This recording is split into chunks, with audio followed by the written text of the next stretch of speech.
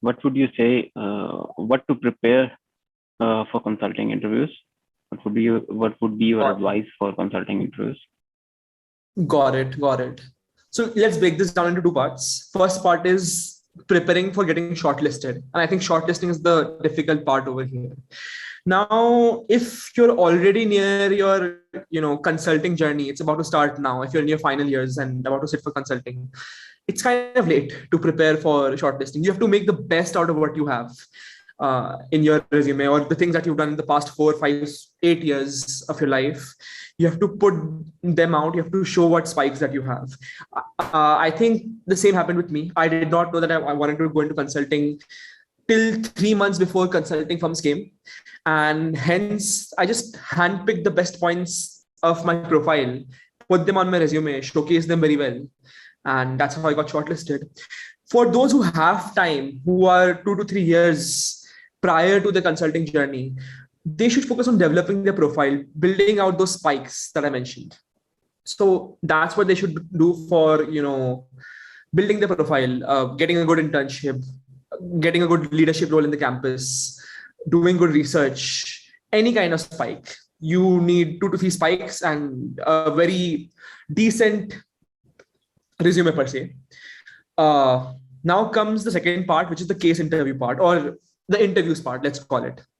Now, the first part is, as I said, there are two kinds of cases: profitability case and market entry case.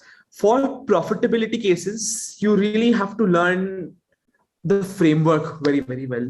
And it's not something which you have to rote, it's something which you have to understand very well.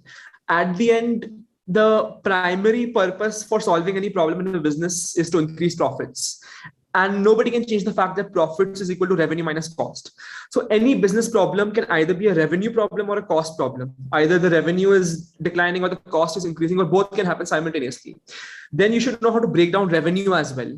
Revenue can be broken down into revenue per unit, into number of units sold for any typical business. Similarly, costs can be broken down into fixed costs and variable costs. Fixed costs are not dependent on the number of units produced, whereas variable costs are dependent on the number of units produced. Similarly, variable costs can be broken down into variable cost per unit and number of units. And you just keep on expanding this tree until you build a very good comfort around it. And this tree that you would build, it's going to be sector agnostic. So if you have this mental framework in mind, and if you use a bit of common sense across each industry and give a personal touch to each industry, you can easily master profitability cases. Now, market entry is a different ball game. And typically the steps involved in market entry is before market entry, during market entry, and after market entry. Now, before market entry, the question statements that arises: should a company even enter this market? Should a product even be launched? So over there, you should be very, very clear with guesstimates, because the typical thing that you do over there is find if the market is large enough or not.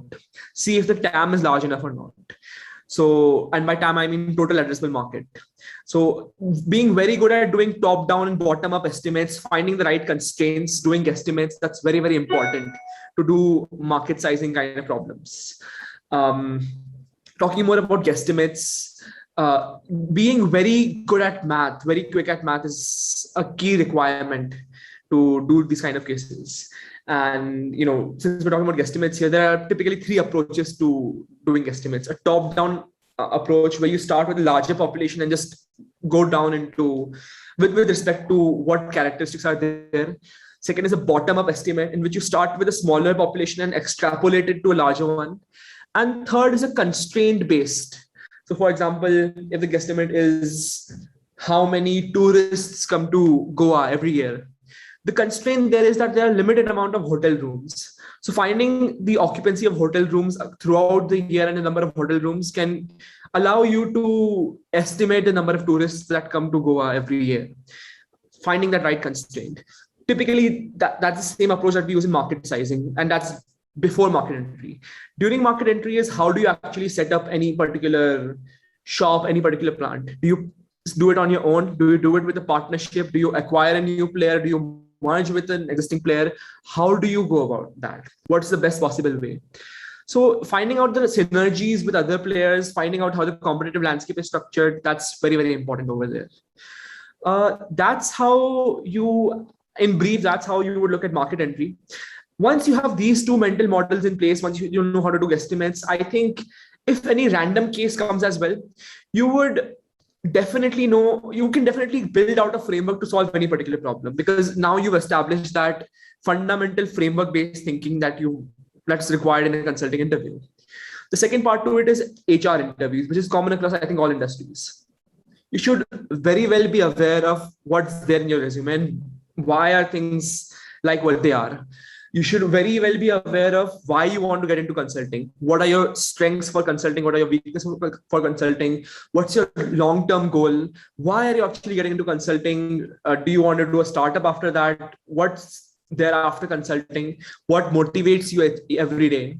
I think those are the things which you have to focus on in an HR interview. Other than that, it's just about being cool, being active.